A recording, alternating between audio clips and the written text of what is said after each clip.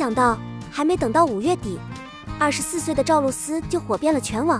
提到中医，你会想到什么？是严谨认真的性格，还是不断念叨着各种稀有疗伤材料的名字？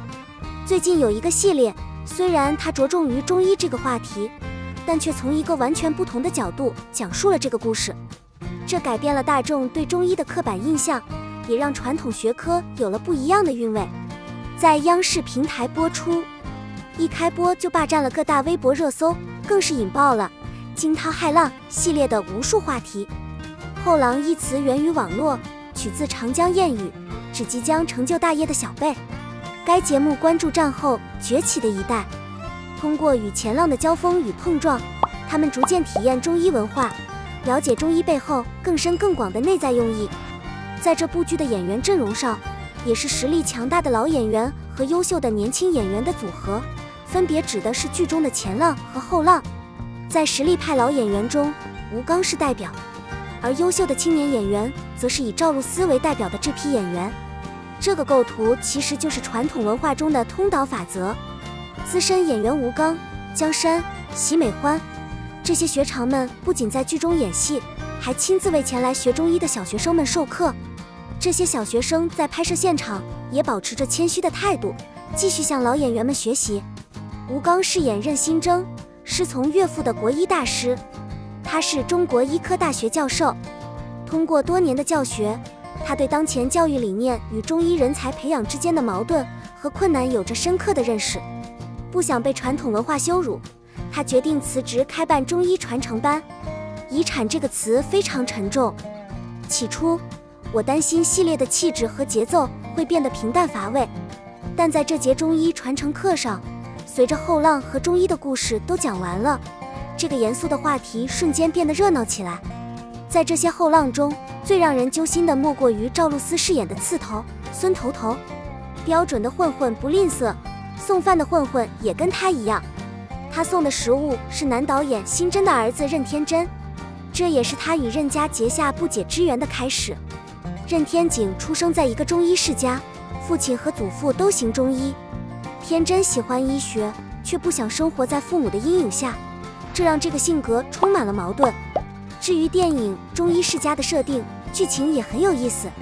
任家5口人与中医结为好友，每天早上和早饭时都互相把脉，做早餐就像棋盘游戏狼人杀。但这样一来，中医融入了生活，也拉近了传统文化与观众的距离。除了剧情设定的这种交汇之外，电视剧的大结构也让传统文化发挥到了极致。整部电视剧的时间线都是以24节气串联起来的，每个情节方向与节气相结合。我们不仅看到了剧情中人物的成长变化，更让我们感受到了传统文化的美好。除了以年轻人的视角讲述中医故事，将中医与生活完美结合，该剧还着重刻画了诸多现实题材，比如被小人折磨的可怜的妻子和父母，工作忙，家里到处都是摄像头。这些问题在某种程度上也是一种病态，这种病不是身体上的头痛，而是心灵上的伤痕。这是许多传统文化中被忽视的话题。很多传统文化题材的电视剧往往过分强调中医的卓越和无敌，而忽略了与当下实际情况的对比。这个节目中的每个人都不完美，就连男导演辛江也有自己的心病。邂逅中医文化不仅是一个学习和传承文化的过程，更是一个自我疗愈的过程。要知道，真正的传统文化从来都不是高不可攀的，它源于生活，又以自己的方式回归生活。比如剧中有一场任心和孙头头喝酒的戏，中医一般认为病从口入，不想身体出现问题，就得先忌口。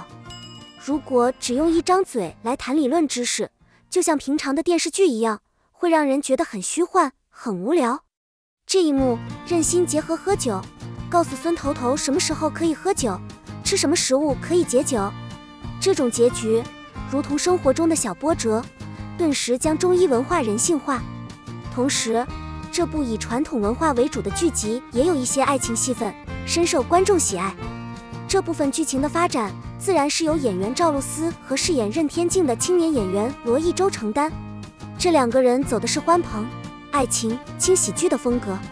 这部剧的编剧是知名人物刘六，在谈恋爱的描写中，六六和琼瑶姑姑是平等的，琼瑶阿姨是苦涩的代表，而六六则更擅长年轻人喜欢看的言情剧，笔墨虽不重，情色鲜活浓烈。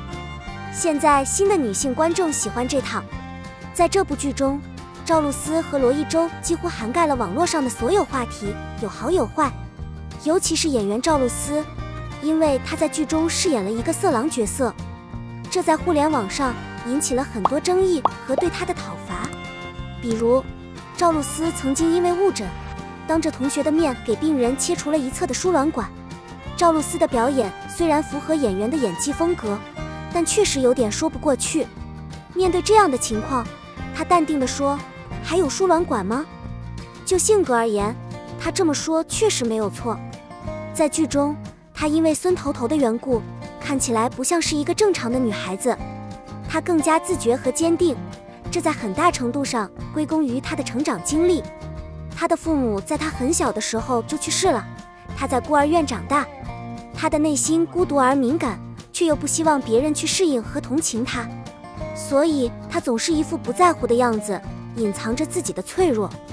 她用这种毛茸茸的性格来维持安全感，保护自己的孤独。因此，从正常人的角度来看，很多台词和人物行为的设定和处理都有些过分，甚至是所谓的张力。但从剧本中的人物设定来看，似乎并不荒唐。而网络上的骂声也从某个角度证明了赵露思对这个人物的解读是正确的。不管是孙头头在剧中的无理取闹，还是胡说八道，演员赵露思都通过自己的身体传达给了观众。还好赵露思来晚了，如果其他女演员骂你，情况会更糟。毕竟是最亲近的小花之一，无论是提升速度还是人气，还是有一定保证的。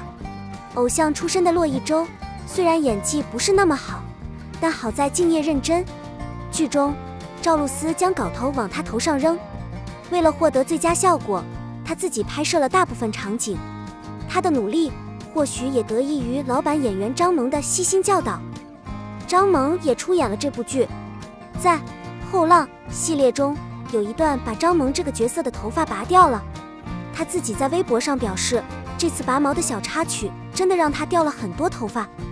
有如此敬业的演员，加上经验丰富的演员阵容和后浪演员的主题点，这部后浪登上题材榜单也不无道理。谈到中华医学文化，其传承与发展一直是不可逾越的软肋之一。中国政府印发的《中医药事业发展“十四五”规划纲要》提出深化中医药院校教育改革，加强中医药思想培育，建立临床教学系统，尽快跟进教师，将师生教育融入临床教学全过程。要满足这个要求，实现这个目标，还有很长的路要走。剧集《后浪》的出现，不仅填补了影视题材的空白，也让观众以更通俗易懂的方式看到了中医的内涵和深度。剧中老演员、中年演员和年轻后浪的选角，也拉开了剧集的受众面，尽可能覆盖全年龄段，让不同时期的后浪们通过这部剧找到自己家的影子。剧中人物对中医文化的学习与传承，也让观众明白了所谓中医养生就是养心修志。